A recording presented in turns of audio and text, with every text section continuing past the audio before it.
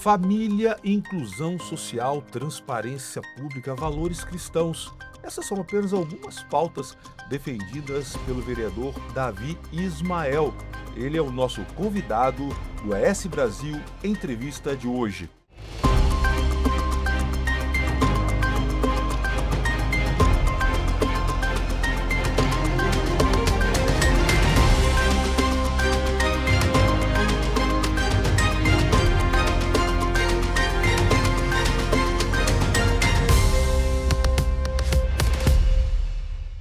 Alguns assuntos são realmente muito delicados de se falar hoje em dia. Valores familiares, valores cristãos, família.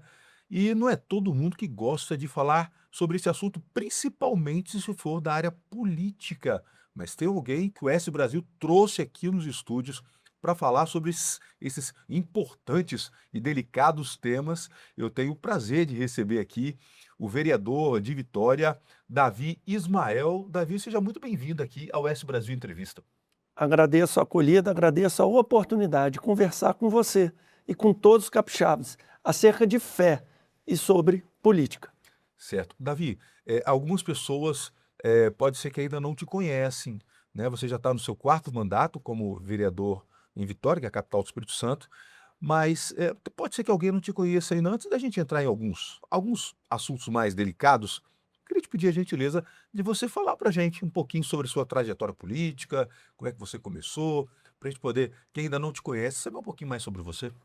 Bom, meu nome é Davi Ismael, vereador de 4º mandato, mas aquilo que me define é ser um cristão, um conservador, marido da Júlia, pai de 4, e uma alegria enorme servir a Deus e a cidade de Vitória na Câmara de Vereadores. 4º mandato porque comecei lá em 2012, sucedendo meu pai, dando continuidade ao mandato que ele desempenhou, tanto na Câmara como vereador, como na Assembleia Legislativa.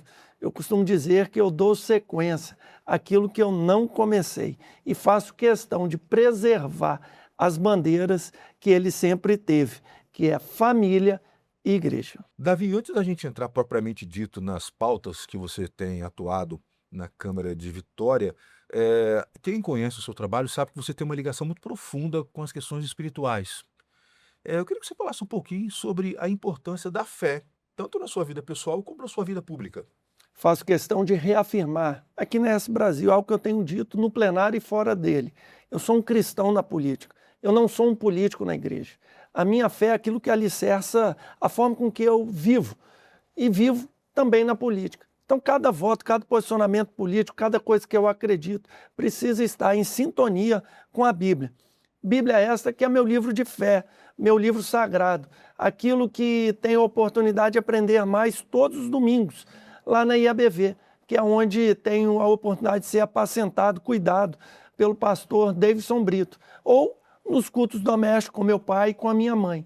Então é nesse espaço que alimento a minha fé e ela me move em todos os espaços por onde estou. Certo. Vamos começar agora a falar de algumas bandeiras que o senhor defende e de alguns projetos que o senhor tem trabalhado exatamente defendendo essas bandeiras. Entre elas, quando a gente acompanha o seu trabalho, a gente vê que o senhor defende muita família. E eu queria que o senhor falasse um pouco desses projetos ligados à família e o porquê que o senhor resolveu defender de uma forma tão incisiva essa questão da família. Em primeiro lugar, a família é e sempre foi a nossa principal bandeira. E eu falo nossa, porque meu pai começou com a defesa da família e eu dei continuidade. Aprendo com a Bíblia a importância da família, de cuidar da família, do estabelecimento de papéis, do valor de um pai e uma mãe estar presente no dia a dia escolar dos seus filhos. Agora, defender a família precisa se dar de uma forma concreta, não só através de discurso, precisa acontecer na prática. É por isso que fomos discutir férias em conjunto para que esposo e marido pudessem tirar férias, servidores públicos, juntos, e assim ter momentos familiares. A presença do dia a dia de uma mãe, de um pai no ambiente escolar é algo que a gente sempre vai fomentar. A matrícula dos irmãos também na mesma escola tendo prioridade. Também é algo que queremos e conseguimos transformar em lei aqui na cidade de Vitória. Enfim, são ações práticas que podemos, eu e meu pai, demonstrar o valor que a família tem, não só para nós, mas para a sociedade capixaba. Certo, vereador. Quando nós pegamos os números do IBGE, nós vimos que há um alto índice de meninas grávidas. Muito. Principalmente ali dos 10 anos aos 16, é assustador a quantidade de crianças grávidas. E o senhor defendeu um projeto, Eu Escolhi Esperar, que é focado na prevenção da gravidez na adolescência, que recebeu elogios de uns e críticas de outros, como era de esperar. Eu queria que você comentasse um pouquinho sobre esse importante projeto. Bom, o Eu Escolhi Esperar precisa se apresentar como uma política pública alternativa a tudo aquilo que já está na sociedade. Precisamos entender, se temos números indesejáveis de gravidez na adolescência, precisamos fazer algo diferente. E talvez o Eu Escolhi Esperar se apresenta como uma medida eficaz de combate à gravidez. A gravidez num período em que a criança ou adolescente deveria estar estudando, deveria estar aprendendo, no convívio social, e não grávida com uma criança cuidando de outra criança. Quero, assim, refutar todo preconceito religioso que existe a uma tese de sexualização na idade certa. Eu aprendo com a Bíblia, lá em Eclesiastes, que há um tempo para todas as coisas. Esse projeto é apenas uma forma a mais de dizer que criança não deve ser pai, não deve ser mãe. Isso é uma ação importante de defesa da inocência das nossas crianças e adolescentes. Certo. O seu trabalho também está muito focado na questão da inclusão social. Uma pauta extremamente importante, seja do espectro autista, não só do autismo, mas de outras áreas. Nós temos visto algumas campanhas que têm acontecido, inclusive dentro das igrejas. Algumas igrejas têm realizado campanhas muito interessantes sobre essa área. Queria também que você comentasse um pouquinho dessa sua atuação na questão da inclusão social. Bom, a inclusão é uma bandeira que faz meu coração pulsar mais rápido. Eu tenho a alegria de olhar e dizer que aqui em Vitória nunca se fez tanto pela pessoa com deficiência. Acredito que estamos no caminho certo. Ainda não alcançamos a verdadeira inclusão, mas temos alguns avanços e eles merecem ser comemorados. Fizemos o primeiro concurso público da educação especial. Colocamos surdos para serem professores, o par linguístico de outro aluno surdo. Ou seja, olhamos para a criança com deficiência, para o aluno com deficiência, na sua especificidade, dando atenção, incluindo. Precisamos lembrar que a educação especial não é só colocar a criança com deficiência, o aluno com deficiência dentro da escola. É ensiná-lo, é ajudá-lo, é acolhê-lo. E precisamos sempre ter ações que gerem a verdadeira inclusão. Asseguramos o direito ao lazer, construímos a primeira praça Viver Vitória, mas também, ampliando porta a porta, asseguramos o lazer através do programa Praia Acessível. Enfim, queremos que a pessoa com deficiência viva e viva na sua integralidade. Lazer, trabalho, saúde, e queremos proporcionar tudo aquilo que for necessário. O poder público precisa se apresentar. Agora, quem também precisa incluir são as nossas igrejas. Igreja precisa ser um lugar de acolhimento. A pessoa com deficiência precisa ser bem recebida. E repito o que disse, não é só estar lá dentro, é ter a oportunidade de receber a palavra de Deus, o evangelho que transforma, com as adaptações que forem necessárias. Se criança, de uma forma mais lúdica. Se surdo, através das libras. Se for cego, através da audiodescrição. E assim, de todas as formas, conhecer o valor da palavra de Deus. E era o que Jesus fazia, né, vereador? Essa questão da inclusão, de incluir todos, isso realmente é muito importante. Eu também tenho visto em algumas igrejas trabalhando essa questão. Bom, agora eu quero falar de um assunto mais delicado, que é a questão da exploração infantil, exploração sexual. O Brasil tem números assustadores em relação a isso. E parece meio que uma praga difícil de combater, né? Principalmente usando a internet, os meios de comunicação, as mídias sociais. E eu sei também que é uma área que o senhor é combatente, que o senhor combate, que o senhor também enfrenta.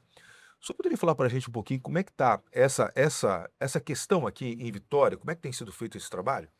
Primeiro eu preciso falar como começou, como eu comecei a abordar o tema da criança e adolescente, o combate ao abuso sexual infantil e à exploração. Eu sou formado em Direito, advogado, e lá na faculdade, nos bancos da FDV, eu pude aprender com um colega de classe, Lorenzo Pasolini, que foi nosso prefeito, a importância de lutar pela inocência para garantir a inocência das nossas crianças. Ele que foi o nosso delegado da criança e do adolescente. E junto com ele, ali aprendendo sobre os números, pude entender que o vereador também faz parte da rede de proteção à criança e ao adolescente. Temos que levantar os dados para saber como agir. Precisamos entender que essa violência, esse mal que acontece na nossa sociedade, via de regra, acontece dentro de casa. E por acontecer dentro de casa, não será resolvido só com força policial, porque não temos condição de colocar um policial dentro de cada casa. O principal, a pessoa que violenta, o principal abusador, via de regra, é um familiar que transforma um local de amor em local de dor. É por isso que precisamos do fortalecimento dessa rede de proteção. E o vereador tem seu papel. Precisamos potencializar os nossos conselhos tutelares. Precisamos cobrar a Polícia Civil pelos inquéritos, pela resolução rápida, pelo afastamento, não da criança do celular, mas do abusador. Enfim, o vereador político tem a sua responsabilidade e precisa encarar esse problema, esse mal permanente da cidade de Vitória, do Estado do Espírito Santo e do Brasil. Temos, sim, muito a assegurar, principalmente mulheres, meninas, né? Precisamos principalmente assegurar essas meninas o direito de serem meninas, de brincar, de ser criança. Vereador, na atual conjuntura, quando nós ligamos a televisão, acessamos a internet, as redes sociais, nós temos visto assim o tempo todo, escândalos envolvendo questões financeiras, dinheiro público, e toda vez que a gente associa o nome de político, é quase que um sinônimo de algum tipo de problema nessa área pública. Mas o senhor tem um projeto interessante sobre a questão da transparência. Eu queria que o senhor falasse um pouquinho sobre essa questão da transparência, mas eu vou além, assim. Eu queria que o senhor também desse a sua opinião sobre como é que a população, e eu como profissional, mas também como cidadão, como é que a população ela pode participar dessa fiscalização desse dinheiro público? Bom, a primeira coisa que eu quero afirmar aqui é que o brasileiro tem o direito de acreditar na política. Para tanto, o político precisa se apresentar de um jeito diferente. É um local extremamente complicado a política, mas quero dizer que existem nomes que se apresentam de forma diferente, sendo sal e luz nesse ambiente tão complicado. Acredito que o trabalho sério, o trabalho intenso, incansável, devolverá aos brasileiros o direito de acreditar na política. E isso se dará também por ações de prestação de contas como essa, uma entrevista, mas também sobre a publicação daquilo que tenho feito. Acho que a crise de credibilidade nos políticos se dá também pela volatilidade das ideias que o político defende. Em determinados momentos se posiciona de um jeito, em outros ambientes se posiciona do outro jeito. Eu busco prestar conta e dizer que eu sou o mesmo, dentro da Câmara e fora dela. Por isso que acredito no valor da transparência. E transparência é posição clara acerca de qualquer assunto, inclusive defendendo que a agenda de trabalho do político possa estar exposta para que o cidadão consiga saber naquilo que ele está investindo ou gastando o seu tempo. O que preenche a agenda de trabalho do político? E precisa ser uma informação bem clara, uma ação de transparência. A forma com que se compõe cada gabinete, o currículo de cada assessor, também são ações do nosso mandato, que buscamos mostrar na Câmara e na Prefeitura de Vitória, que são as oportunidades que nós tivemos de mostrar porquê da contratação, da nomeação de determinado assessor. Dessa forma, fazendo a política de um jeito diferente. A gente busca devolver às pessoas a confiança nos políticos. Quero dizer que eu não desisto da política. É por isso que faço questão de estar nela e fazendo política de uma forma diferente. Certo, agora vamos trazer para a capital, para Vitória, né? Onde o senhor exerce seus mandados lá. Vitória, eu vou dizer assim, que é a bola da vez, vamos dizer, do Brasil, né? O metro quadrado para se morar em Vitória está entre os mais valorizados do país. A educação em Vitória é uma das mais bem ranqueadas do país, qualidade de vida, enfim. As pessoas que vêm para cá saem de Vitória encantadas, mas, é claro, ainda existem alguns desafios. E eu gostaria de perguntar ao senhor o que você poderia pontuar com algumas coisas que ainda precisam ser melhoradas em Vitória. Aí eu estou abrangendo, né? No caso, mobilidade urbana, né? Segurança, área social, educação. Na sua opinião, o que ainda precisa ser melhorado na capital do Espírito Santo? Vitória é a melhor cidade do Brasil para se viver. E eu acredito que isso é fruto de gestão do prefeito, que passou e mostrou que é possível austeridade fiscal e que isso se convertesse em benefício para o cidadão. Realmente, nós somos um exemplo de gestão de cuidado com quem mais precisa, que é aquilo que está em Provérbios 31:8 e Tiago 1:27. Cuidado com as pessoas. Mas vamos aos desafios. Temos o desafio da regularização fundiária. Terreno de marinha que não se justifica a sua existência, mas que as pessoas têm a posse e não a propriedade, e merecem a titulação. Um problema, por sermos uma cidade que atrai muita gente para trabalhar, nós temos o problema da mobilidade. Precisamos melhorar de forma urgente. A micromobilidade veio através da bicicleta elétrica, que também virou um caos, que merece ser regrado e precisa ser entendido quais são as regras para o uso desse importante meio de transporte, que deve ser para o transporte, não só para o lazer por crianças e adolescentes que têm causado realmente o caos em toda a cidade. Temos o desafio do turismo, importante meio de transformação da nossa economia.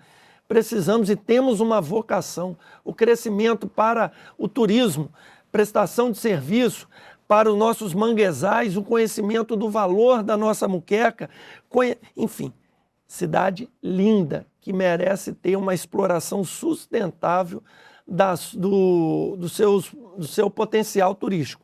É o que eu acredito, é aquilo que fica como dever de casa para os atuais vereadores e prefeita e para os próximos.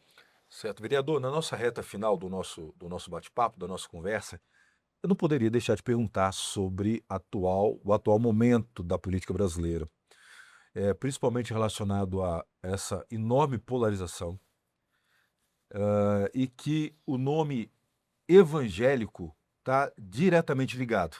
Então, quando a gente fala de política, polarização, logo está envolvida a questão dos evangélicos ali.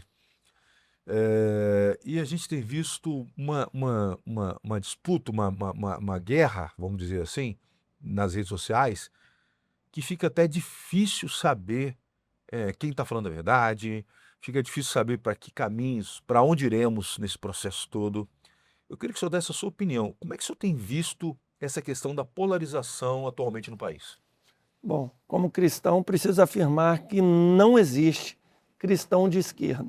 Tudo aquilo que a esquerda defende é aquilo que é contrário à Bíblia, que eu falei que é meu livro de fé e de prática. Se defendemos a vida, porque a Bíblia defende, assim a esquerda defende o aborto, o direito de abortar de forma indiscriminada. se defendemos a família e a instituição familiar como base da sociedade. A todo tempo, eles querem inversões de papéis, de valores, esquecimento do princípio de honra, enfim, tudo que eles defendem colide com aquilo que eu acredito, com aquilo que está na Bíblia. Então, individualmente, acredito que nunca foi tão fácil escolher um lado nessa polarização. Eu fico do lado da Bíblia, como cristão que sou. Quero me posicionar sempre, em plenário e fora dele, como alguém que acredita em Deus, mas que é também leal à sua pátria, que acredita no valor da família, que defende a inclusão. Aquilo que eu preciso chamar a atenção, que o verdadeiro cristão na política precisa se importar com causas sociais. Por isso, faço questão de deixar evidente a importância que dou em minha agenda de trabalho, em meus discursos, à inclusão. O político precisa estar sempre cuidando de quem mais precisa, cuidando do pobre, cuidando da viúva, cuidando do necessitado, sendo voz de quem tem gritado em nossas ruas, em cada canto desse Brasil, por socorro, por esperança, por trabalho, por lar e por tudo aquilo que nós defendemos. Então, entre direita e esquerda, faço questão de me posicionar como direita e fica claro um posicionamento individual, dando sequência àquilo que não comecei com meu pai. Tá certo. Vereador, para encerrar, queria te perguntar, né? Qual que é o legado que o senhor espera deixar em Vitória? Bom, eu estou na política por vocação, por chamado. Então, ao ser sal e luz, tenho um claro objetivo de inspirar outras pessoas. Fui inspirado pelo meu pai e quero inspirar outras pessoas. Mas quero também deixar uma cidade, Vitória, que continue sendo a melhor cidade para se viver. E, para além disso, que respeite as nossas famílias, que inclua de forma verdadeira a pessoa com deficiência, para que ela possa ser acolhida em toda a extensão do que significa viver. Uma cidade que se projeta para o Brasil pelas suas vocações naturais, pela sua gestão, pela inclusão e pelo cuidado. E assim, acredito que inspirando outras pessoas, asseguraremos às futuras gerações uma cidade com qualidade de vida. Vereador, olha, muito obrigado pela sua participação aqui na S Brasil Entrevista e espero que Deus continue te abençoando na sua gestão daqui para frente. Amém. Agradeço a oportunidade e quero me apresentar tão somente como cristão nesse espaço complicado que é a política, mas disposto a servir a Deus, servir aos capixabas com muita excelência e dedicação. Tá certo, nós conversamos com o vereador de Vitória, Davi Ismael. E se você gostou dessa entrevista, você já sabe, é só você clicar, curtir e compartilhar para que outras pessoas também possam conhecer um pouco mais sobre esse trabalho. Até o próximo ES Brasil Entrevista.